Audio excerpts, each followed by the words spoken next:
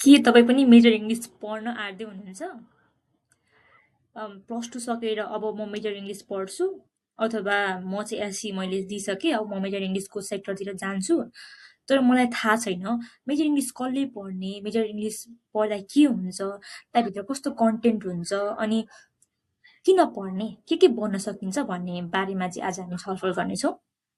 तपाईँहरू सम्पूर्णमा नमस्कार, म रेजी राई। म चाहिँ ब्याचलर रनिङ स्टुडेन्ट हो। म पनि मेजर इङ्ग्लिसको स्टुडेन्ट हो, मेजर इङ्ग्लिस नै रहेको छ। सो आज म तपाईँहरूलाई चाहिँ मेजर इङ्ग्लिसको बारेमा भन्न चाहन्छु, कसले पढ्ने, यसको एक्सपेक्टेसन के छ, यसको रियालिटी के हो भन्ने कुरा तपाईँहरूलाई म जानकारी दिनेछु। यो मेरो च्यानल चाहिँ मैले लगभग 1 वर्ष अगाडि नै मैले खोलेको च्यानल हो। तर अचम्मको कुरा के छ भने म चाहिँ यस च्यानलमा कन्सिस्टेन्सी छैन। कहिले म 2 महिनामा हालिरहेको हुन्छु भिडियो, कहिले म 3 महिनामा हालिरहेको हुन्छु, कहिले 1 हप्तामा चाहिँ 2 चोटि भिडियो हालिरहेको हुन्छु। त्यसै कारणले गर्दाखेरि पनि होला हामीसँग चाहिँ च्यानलमा अहिले मैले हेर्दाखेरि चाहिँ जम्मै 33 जना सदस्यहरू मात्रै हुनुहुँदो रहेछ र उहाँहरूको लागि म सुरुमा आभार व्यक्त गर्न चाहन्छु। धन्यवाद।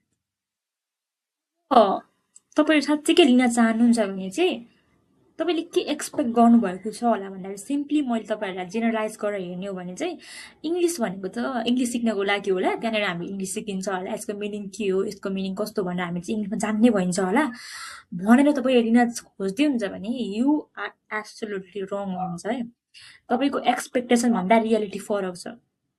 अब के हो त वास्तवमा मेजर इङ्ग्लिसमा के कन्टेन्टहरू हुन्छ भन्दाखेरि चाहिँ यस्तो हुन्छ। अब यसको वास्तविकता चाहिँ के हो भन्दाखेरि चाहिँ तपाईँले चाहिँ इङ्ग्लिस चुज गरिसके पछाडि त्यहाँनिर भित्र थुप्रो स्कोप हुन्छ। जस्तै तपाईँले चाहिँ लिङ्ग्विस्टिक्स जान्नुहुन्छ, भाषाको तपाईँ अध्ययन गर्नुहुन्छ, त्यहाँनिर तपाईँले राइटिङ पढ्नु सक्नुहुन्छ।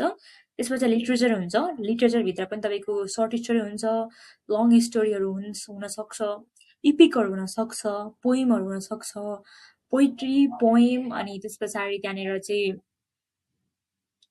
थुप्रै प्रकारको अहिले चाहिँ नयाँ नयाँ खालको एसेहरू हुन्छ। त्यो लिटरेचर, एसे, पोइमहरू चाहिँ तपाईँले पढ्न सक्नुहुन्छ र त्यसबाट तपाईँले ज्ञान लिन सक्नुहुन्छ। र त्यो एसेहरू चाहिँ कसरी लेखेको हुन्छ भन्दा चाहिँ नेपालको मात्र राइटरले नभएर चाहिँ त्यो चाहिँ बाहिरको देशको राइटरहरूले पनि त्यो एसेहरू लेखेको हुन्छ। अनि त्यही भएर तपाईँले चाहिँ मल्टिकल्चर तपाईँको डेभलप हुन्छ। त्यसपछिबाट चाहिँ मतलब तपाईँले चाहिँ हाम्रो देशको मात्र नभएर चाहिँ अन्य देशको पनि राइटरहरूको बारेमा तपाईँले जान्न सक्नुहुन्छ। जस्तै अब तपाईँको विलियम सेक्सपियर भयो, रोबर्ट फ्रस्ट भयो, रवीन्द्रनाथ टेगोर भयो, थुप्रै राइटरहरूको तपाईँले पढ्न पाउनुहुन्छ भने तपाईँको माइन्ड चाहिँ ओभरअल रूपमा डेभलप हुन्छ होइन। तपाईँले अब 11मा लिनुभएको छ भने चाहिँ 11मा तपाईँले चाहिँ ल्याङ्ग्वेजको ओरिजिन पढ्नुहुन्छ, ल्याङ्ग्वेज कसरी डेभलप भयो भनेर पढ्नुहुन्छ। त्यस पछाडि तपाईँले 12 क्लासमा तपाईँले 11मा पनि तपाईँले पोइमहरू पढ्न पाउनुहुन्छ। पोइम हुन्छ, स्टोरी हुन्छ, एसेहरू हुन्छ, राइटिङहरू हुन्छ, त्यो पढ्न पाउनुहुन्छ। अनि 12मा पनि तपाईँले त्यो पढ्न पाउनुहुन्छ। तपाईँले ल्याङ्ग्वेजको बारेमा बुझ्नुहुन्छ। तर यसको मिनिङ यस्तो हो, यो भनेको यस्तो हो, इङ्ग्लिस यसरी जान्ने भइन्छ भनेर त्यहाँ लेखेको हुँदैन। त्यो भनेको चाहिँ के हो भने हामीले वास्तवमा त्यो किन लिन्छ भन्दा चाहिँ हामीले क्रिएटिभ बन्नको लागि, हामीले मेन्टल रूपमा डेभलप गर्नको लागि, कल्चरली रूपमा चाहिँ हामीले चाहिँ हाम्रो भ्यूलाई बढाउनको लागि चाहिँ हामीले त्यो सब्जेक्ट चाहिँ चुज गरिन्छ क्या। तपाईँले इङ्ग्लिस सिक्नको लागि चाहिँ चुज गर्ने त्यो सब्जेक्ट चाहिँ होइन है।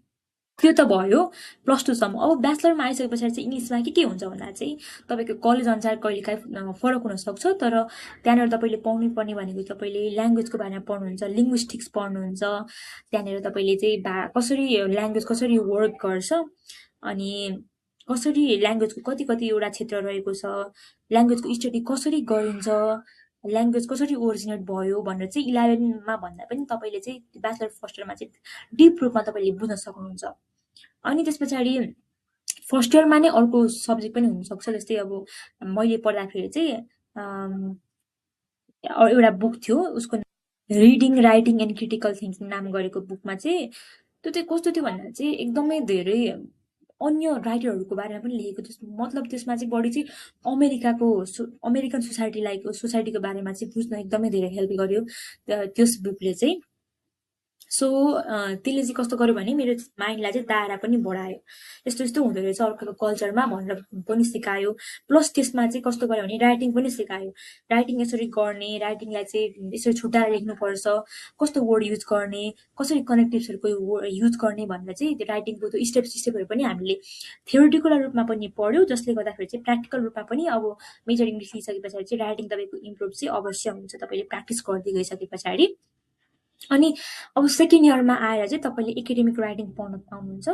अब एकाडेमिक राइटिङमा तपाईँको पुरै तपाईँको राइटिङ यसमा चाहिँ तपाईँले ध्यान दिएर पढ्नुभयो भने तपाईँको राइटिङ पुरै चेन्ज हुन्छ। एकाडेमिक राइटिङ भनेको चाहिँ अब कस्तो राइटिङ भन्दाखेरि त्यो चाहिँ अलिकति विशेष क्षमता भएका जस्तो व्यक्तिहरू हुन्छ नि, जुन चाहिँ एकाडेमिक पर्पजको लागि लेखिन्छ, जस्तै बुकहरू लेख्दाखेरि भयो, आर्टिकलहरू लेख्दाखेरि भयो, त्यस्तो खालको राइटिङ तपाईँले लेख्न सिक्नुहुन्छ। ओभरअल रूपमा तपाईँको डेभलप हुन्छ, राइटिङ स्किलहरू डेभलप हुन्छ। र यसरी नै इङ्ग्लिस भनेको चाहिँ मेजर इङ्ग्लिसमा चाहिँ तपाईँको अरू त्यसमा सेकेन्ड इयरमा पनि लिटरेचरहरू हुन्छ। त्यो लिटरेचरमा पनि तपाईँले नेपालको मात्रै नभएर तपाईँले चाहिँ इन्डियाको राइटर, अमेरिकाको राइटर, नोबेल पुरस्कारहरू जित्ने राइटरहरूको लेखेको बारेमा, उनीहरूले लेखेको स्टोरी बारेमा लेख्न सक्नुहुन्छ, पढ्न सक्नुहुन्छ। अनि प्लस तपाईँले चाहिँ उनीहरूको बायोग्राफी पनि जान्न सक्नुहुन्छ, यस्तो यस्तो भएर उनीहरू आए, यसरी यसरी राइटिङ करियरमा उनीहरूले डेभलप गरे भनेर चाहिँ तपाईँलाई चाहिँ त्यस्तो कुराहरू पनि पढाइन्छ। यसको मुख्य उद्देश्य भनेको तपाईँलाई चाहिँ कल्चरल रूपमा चाहिँ तपाईँलाई मल्टिकल्चरल डिस्ट्रिक्टहरूमा तपाईँलाई एडप्ट गराउनु, साथसाथै तपाईँको राइटिङलाई डेभलप गराउनु, तपाईँको लिङ्ग्विस्टिक क्यापेसिटीलाई चाहिँ युज गर्ने क्यापेसिटीलाई बढाउनु, अनि तपाईँलाई चाहिँ नयाँ नयाँ भोक्याबुलरीहरू पनि तपाईँको मस्तिष्कमा चाहिँ घुसाउने प्रयास गर्नु, जस्ता यिनीहरूको उद्देश्य रहेको हुन्छ। सो मेजर इङ्ग्लिस भनेको चाहिँ इङ्ग्लिस सिक्नको लागि होइन, बरु हामीले चाहिँ कल्चरल रूपमा एडप्ट हुनको लागि अनि भाषालाई बुझ्नको लागि, कसरी भाषा चाहिँ ओरिजिनेट भयो, कसरी भाषाको स्टडी गरिन्छ भनेर सिक्नको लागि चाहिँ इङ्ग्लिस हामी चाहिँ लिइन्छ। अब मेजर इङ्ग्लिस लिइसके पछाडि के बन्न सकिन्छ त भन्दाखेरि चाहिँ तपाईँलाई धेरैलाई जिज्ञासा हुनसक्छ। हाम्रो माइन्डमा सधैँ के हुन्छ भन्दाखेरि चाहिँ इङ्ग्लिस लिइसके पछाडि एउटा भनेको टिचर बन्ने हो, तपाईँ इङ्ग्लिसको मास्टर नै बन्नु नि, तपाईँ इङ्ग्लिसको मास्टर बन्नु नि भन्ने खालको हुनसक्छ। तर त्यो मात्रै एउटा स्कोप छैन, हामीसँग धेरैभन्दा धेरै स्कोप रहेको छ। अहिले त झन् मोडर्न युग छ, तपाईँको इङ्ग्लिसको युजले तपाईँले इङ्ग्लिस युज गर्नुभयो भने मात्र पनि तपाईँले चाहिँ तपाईँ अरूभन्दा धेरै अगाडि बढ्न सक्नुहुन्छ। सो यसमा चाहिँ के छ त स्कोप भन्दाखेरि चाहिँ सुरुमा चाहिँ तपाईँले एसईबाट नै तपाईँले एजुकेसन लिएर पढ्नुभएको छ भने, एजुकेसनमा मेजर इङ्ग्लिस लिनुभएको छ भने तपाईँले चाहिँ शिक्षक सेवा आयोग टिचर बन्नको लागि र अर्को लोक सेवा आयोग उतापट्टि निजामतीतिर जानको लागि पनि सक्नुहुन्छ। त्यो दुईटा अप्सन भयो। अरू भनेको तपाईँ चाहिँ राइटर बन्न सक्नुहुन्छ, एकाडेमिक राइटर बन्न सक्नुहुन्छ, तपाईँ आर्टिकल लेख्न सक्नुहुन्छ, तपाईँ रिसर्च गर्न सक्नुहुन्छ, एकाडेमिक क्षेत्रमा रिसर्च गर्न सक्नुहुन्छ, नयाँ नयाँ कुराहरू पत्ता लगाउन सक्नुहुन्छ। प्लस तपाईँ चाहिँ पोइट बन्न सक्नुहुन्छ, तपाईँ चाहिँ राइटर बन्न सक्नुहुन्छ होइन, सर्ट स्टोरी राइटर बन्न सक्नुहुन्छ। किनभने तपाईँले धेरैभन्दा धेरै नलेज प्राप्त गर्नुहुन्छ, साँच्चै नै धेरै नलेज प्राप्त गर्नुहुन्छ। तपाईँले लिटरेचरमा कसरी वर्डहरूलाई युज गर्ने, कस्तो कस्तो प्रकारको साधनहरूको युज गरिन्छ त लिटरेचरमा चाहिँ भन्ने कुरा तपाईँले धेरैभन्दा धेरै सिक्नुहुन्छ। त्यस पछाडि तपाईँ चाहिँ अरूभन्दा चाहिँ फरक खालको राइटर पनि बन्न सक्नुहुन्छ, यहाँबाट चाहिँ तपाईँमा डेभलप हुन्छ। अनि अर्को भनेको चाहिँ कस्तो हुन्छ भने तपाईँ चाहिँ अब चाहिँ म पढाउँदिनँ, मैले एमए गरेँ, मैले मास्टर गरिसकेँ, अब म चाहिँ बुक लेख्छु भन्नुभयो भने पनि तपाईँले चाहिँ बुकहरू गाइडहरू लेख्न सक्नुहुन्छ, बुक राइटर बन्न सक्नुहुन्छ। जस्तै तपाईँले थाहा छ होला विकास शर्माले लेख्नुभएको बुकहरू भयो, अरू थुप्रैजना राइटरहरू लेख्नुहुन्छ नि, उहाँहरूले पनि यसरी नै पढेर लेख्नुहुन्छ। अनि अर्को भनेको चाहिँ अहिलेको जमानामा तपाईँ चाहिँ स्क्रिप्ट राइटर पनि बन्न सक्नुहुन्छ। भनेको चाहिँ तपाईँले कुनै युट्युब च्यानलले तपाईँलाई रिक्वेस्ट गरौँ, मलाई यस्तो यस्तो चाहियो, मलाई स्क्रिप्ट तयार पारिदेऊ न मलाई यो भिडियोको लागि भन्नु, तपाईँले राम्ररी स्क्रिप्ट पनि तयार पार्न सक्नुहुन्छ। सो तपाईँ चाहिँ धेरै कुराहरू गर्न सक्नुहुन्छ, अनि युट्युबमा पनि पढाउन सक्नुहुन्छ। सो इङ्ग्लिस लिइसके पछाडि चाहिँ यस्तो यस्तो तपाईँ चाहिँ बन्न सक्नुहुन्छ है त। सो यदि तपाईँ त्यस्तो बन्न चाहनुहुन्छ भने मेजर इङ्ग्लिस तपाईँ लिन सक्नुहुन्छ। थुप्रै कल्चरहरूलाई बुझ्न मन छ भने, अनि भाषालाई बुझ्न मन छ भने, अनि कविताहरू पढ्न मनपर्छ, तपाईँलाई कथा पढ्न मनपर्छ, अनि तपाईँलाई तपाईँ राइटिङमा प्यासनेट हुनुहुन्छ, कसरी लेख्ने राइटर बन्न चाहनुहुन्छ भने तपाईँले चाहिँ मेजर इङ्ग्लिस अवश्य चुज गर्न सक्नुहुन्छ।